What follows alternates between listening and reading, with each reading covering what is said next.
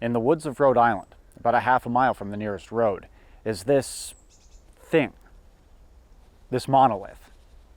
A crumbling monument that looks like it would be more at home in a Roman ruin than a New England swamp. And yet, this monument isn't even all that old. It was erected in 1906 by an organization called the Societies of Colonial Wars of Rhode Island and Massachusetts, a group of guys with an oddly specific common interest. This is, I think, the fourth time that I visited this particular monument. To be honest, I find monuments and statues tacky at the best of times, but I have to admit they do age well. For example, we like a statue of an Egyptian pharaoh, not because of the despotic inbred asshole that it glorifies, but because it forces us to reckon with the oceans of time between the artist and ourselves. In his day, that pharaoh was the most powerful man on earth, a living god. Now, all that remains of him is a hunk of limestone pummeled into his likeness. Chances are we don't even have a record of his name. I feel much the same about this monument. The craftsmanship isn't particularly good. The stone plaque describing the events it commemorates is almost completely inaccurate. But it has a special kind of beauty as a ruin. You know, the events that took place here, on this spot, or at least very near to it, 350 years ago, were extraordinary. Dauntless deeds of courage and unconscionable acts of cruelty happened in this swamp on a cold December day in 1675. Hundreds of people died, some in the most hideous ways imaginable. The event had enormous political ramifications at the time. In short, it was a huge fucking deal. What remains? A chipped stone phallus down a dirt road in an unremarkable rural town. And it gets me thinking about how everything that's important to us won't last. We could spend our lives creating something, fighting for something, but eventually, and sooner than we'd like, it'll crumble into nothing. We will all be forgotten. But in the case of this event, I don't think it should go forgotten.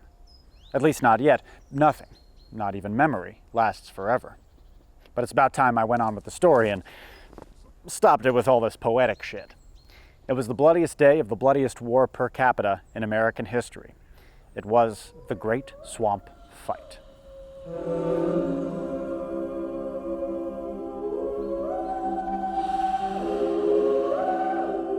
In June 1675, Metacomet, sachem of the Pokanoket Wampanoag, attacked an English settlement in Plymouth Colony.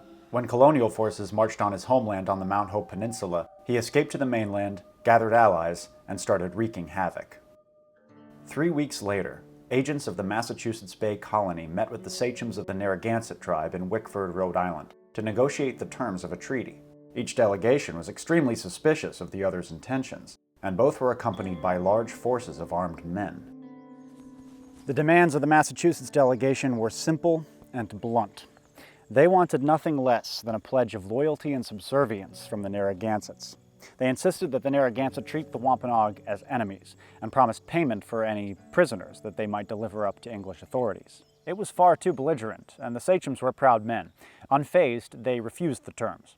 The Massachusetts men were ready to resort to violence to get what they wanted, and probably would have, if not for the timely arrival of Captain Waite Winthrop, sent by the governor of Connecticut to represent that colony in the negotiations. Winthrop was horrified. If Massachusetts attacked the Narragansett, then Metacomet's small-scale uprising would explode into an all-out regional war, and Connecticut would bear the brunt of it.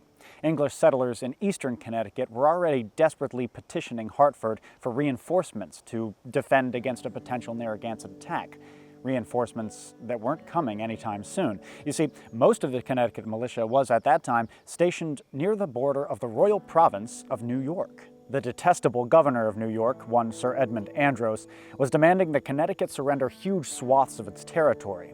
Just as Winthrop was trying to convince the Massachusetts delegates to appease rather than antagonize the Narragansett, Andros was anchored with 2 ships in the mouth of the Connecticut River, both ships bristling with soldiers, prepared to invade Connecticut to reinforce his claim, if necessary. Winthrop ended up getting through to the Massachusetts men, and bloodshed was avoided, but their tone in the negotiations was still recklessly brazen.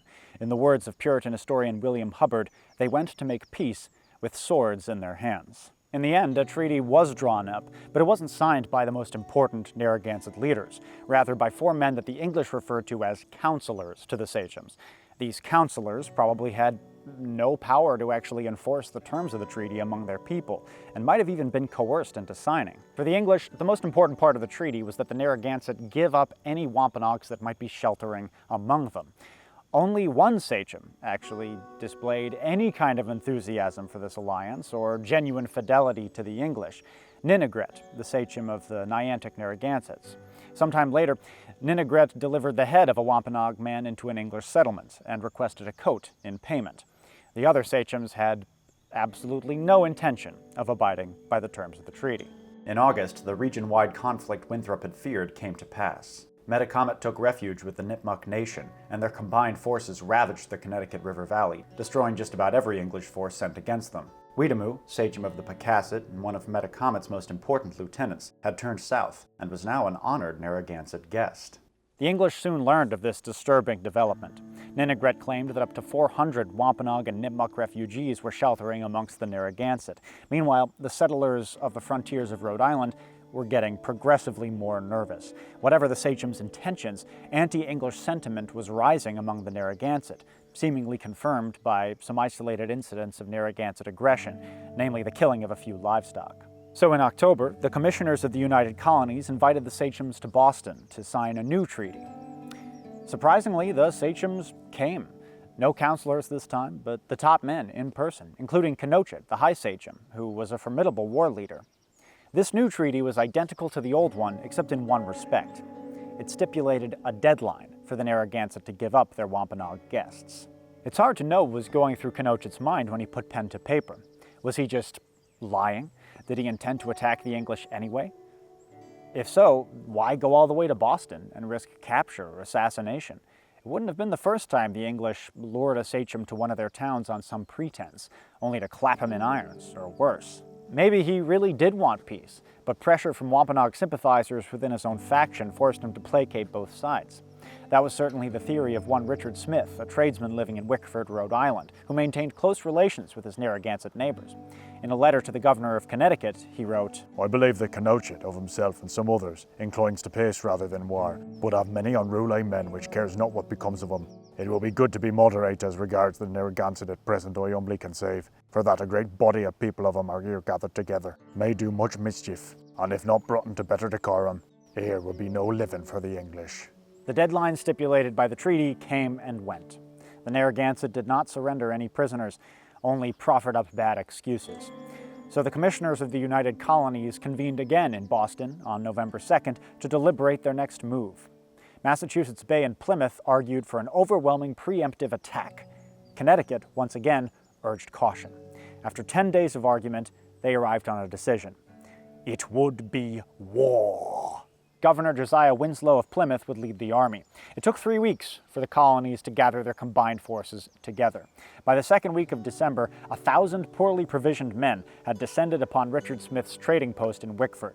This was the Massachusetts and Plymouth contingents. Connecticut was still on its way. 9 years later, Smith was still petitioning the government for reparations for the damage the soldiers inflicted on his property. Such a massive gathering did not go unnoticed by the Narragansett. We don't know exactly when they started their preparations for battle, but they were extensive. They probably began as soon as the colonies declared war on November the 12th, if not earlier. They had also been gathering their forces somewhere deep in this very swamp. The Narragansett were hard at work, building a European-style fortified village. Warriors were with them, probably several hundred, but also civilians, women, children, non-fighting men, along with a huge winter store of corn and other victuals. The fort was about 20 miles from Wickford, deep in the wilderness. Not even Richard Smith knew of its existence.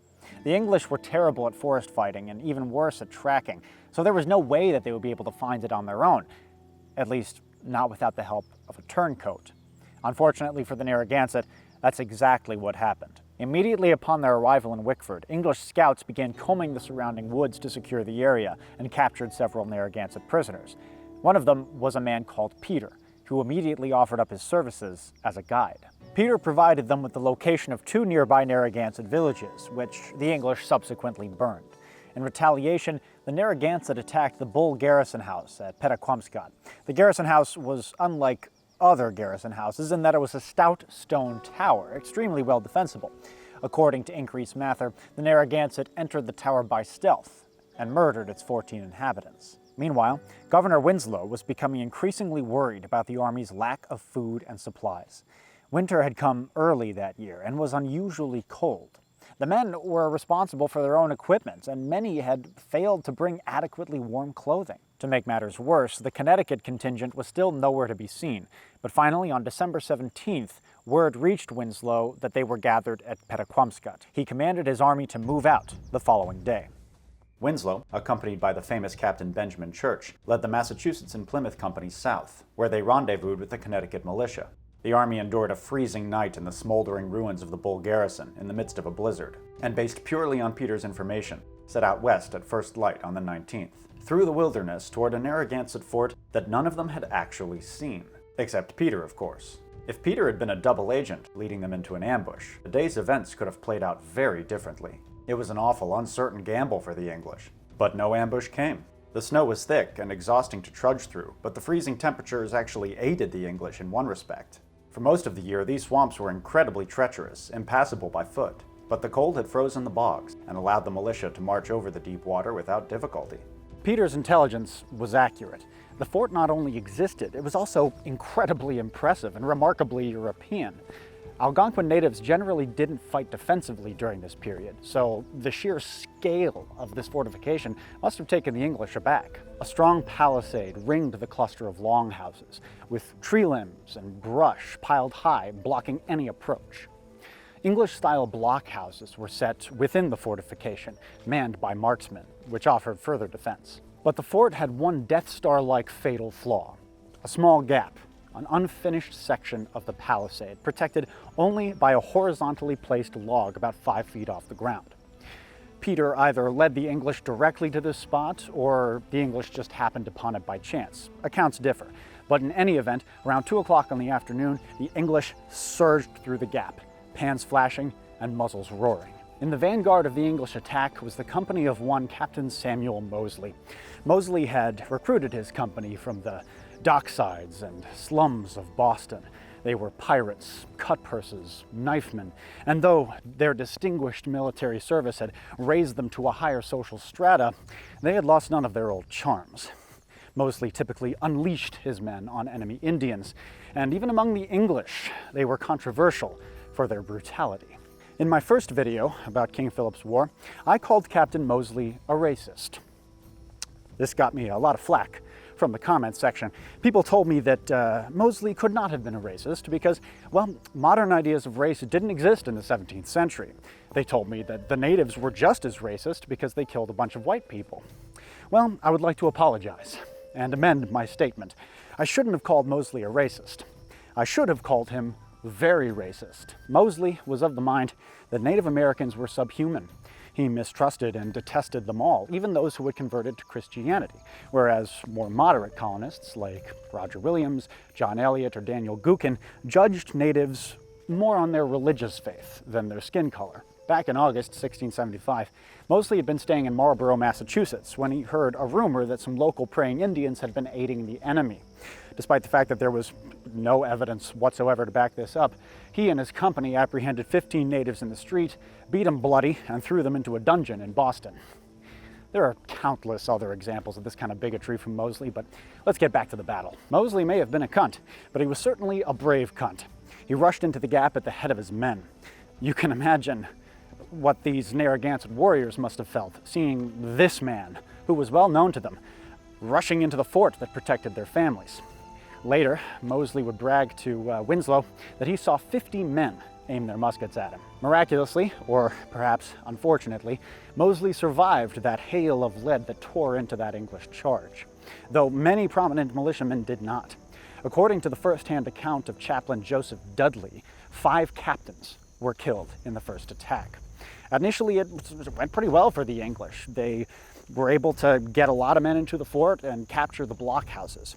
But the Narragansett returned with a fresh supply of gunpowder, and after that they attacked with such force that the English routed, losing all of the ground they had gained in an hour of hard fighting.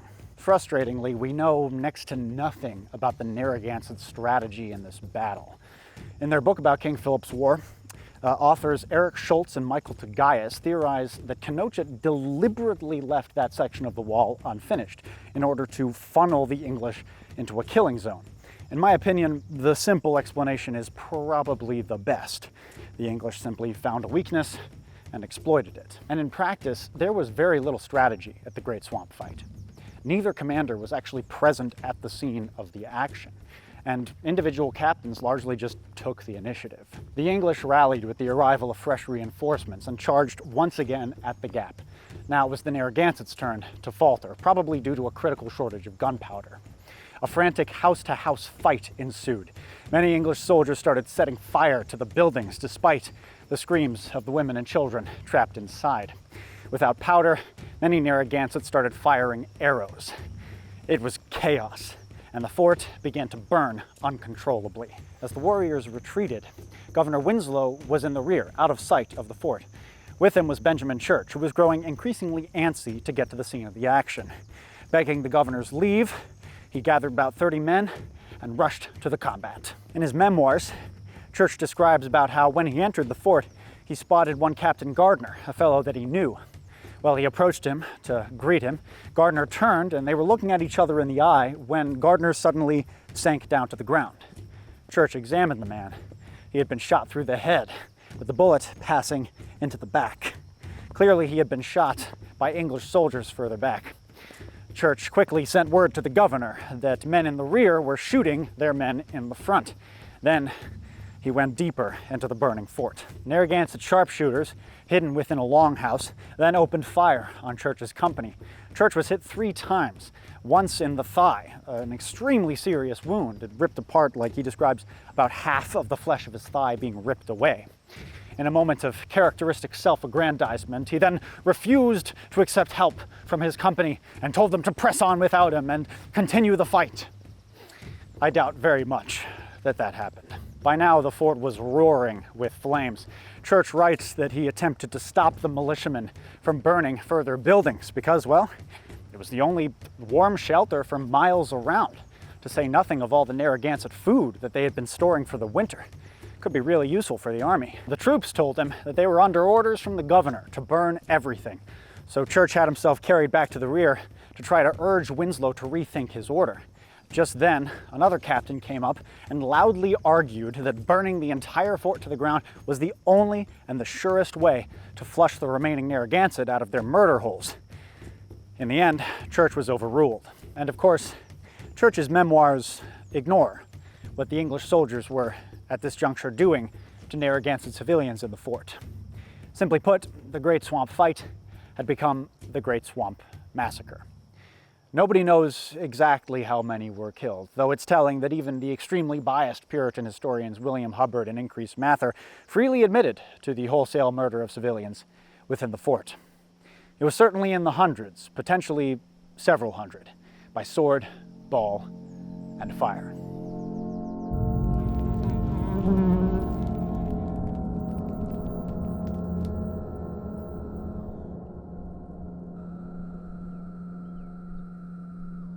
With the fort and its foodstuffs destroyed, Winslow had no choice but to order the army back to Wickford, 20 miles in snow, cold, and darkness. The English abandoned most of their dead, hoisted the seriously wounded on the backs of horses, and began the trudge. Many wounded men died during the march. The majority of the army didn't arrive in Wickford until about 2 o'clock in the morning. Winslow himself and his retinue became separated from the others and wandered aimlessly in the woods until after daybreak. Church speculated that as miserable as the night march was for the English, the fleeing Narragansett must have had it far worse, and this is probably true. There's no telling how many of them froze to death that night or died over the following days or weeks of hunger or exposure without food or shelter in the remote swamp. On one hand, the campaign against the Narragansetts was a dismal misstep. The following year, Narragansett warriors would swell the ranks of the Nipmuc and Wampanoag resistance, and Kenosha would bring Rhode Island to its knees with devastating raids, including the near-total destruction of Providence itself. But looking at it from another perspective, you could argue, albeit in a fairly cold and unfeeling way, that the Great Swamp Fight was crucial to the eventual English triumph in King Philip's War. Though the Narragansett remained a threat, their power was forever broken. And this English win came at a crucial time when morale across the colonies was desperately low. English veterans of the Great Swamp Fight would look back at the whole experience with pride. They told the story to their children and grandchildren, and it sort of achieved a near mythical status in the lore of colonial New England. You can easily imagine a scene of a gray-haired man in a tavern taking off his glove to reveal a fingerless hand ravaged by frostbite, showing it around to the other patrons as a badge of honor. It might sicken us that these men fondly remembered a massacre of civilians, but looking at it from their perspective, it kind of makes sense. Not only did they defeat the natives, which the English did not do a lot of during King Philip's War, but they did it in a distinctly European way. They attacked a fortification, they besieged it, they took it. From the English cultural perspective, the Indians had finally fought fairly for once. And as for the Narragansett, well, it was the beginning of the end for their autonomy. After the war, many Narragansetts intermarried with people from other tribes, and these complex family ties made them easy prey for detribalization efforts in the 19th century. You can draw a straight line from this hardship to that one, and I'm sure beyond. From the Narragansett perspective, the massacre after this battle was quite simply the gravest injustice in their history. I started this story by saying that not even memory lasts forever. But as long as there are Narragansetts, they will always remember what happened here.